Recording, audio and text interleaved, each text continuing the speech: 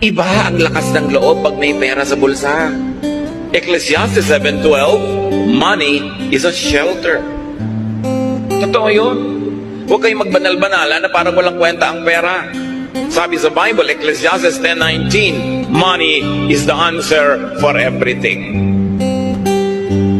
Siyempre, figure of speech yun. Pero ibig sabihin lang nun, money is a solution to many, many things in life. Kaya dapat ang tao, habang kaya, malakas, kumita, mag-save, mag-invest, get a pension plan, get an insurance with a reputable company, kasi kakailanganin mo yan. Hindi ka laging pwede magyabang na, kaya ko. Hindi tayo sure.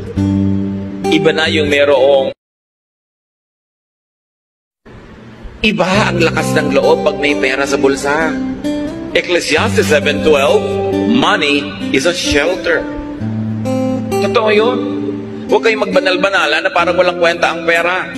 Sabi sa Bible, Ecclesiastes 10:19, money is the answer for everything. Siyempre, figure of speech yun.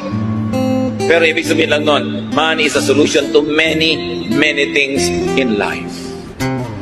Kaya dapat ang tao, habang kaya, malakas, kumita, mag-save, mag-invest, get a pension plan, get an insurance with a reputable company, kasi kakailanganin mo yan. Hindi ka laging pwede magyabang na, kaya ko. Hindi tayo sure. Iba na yung merong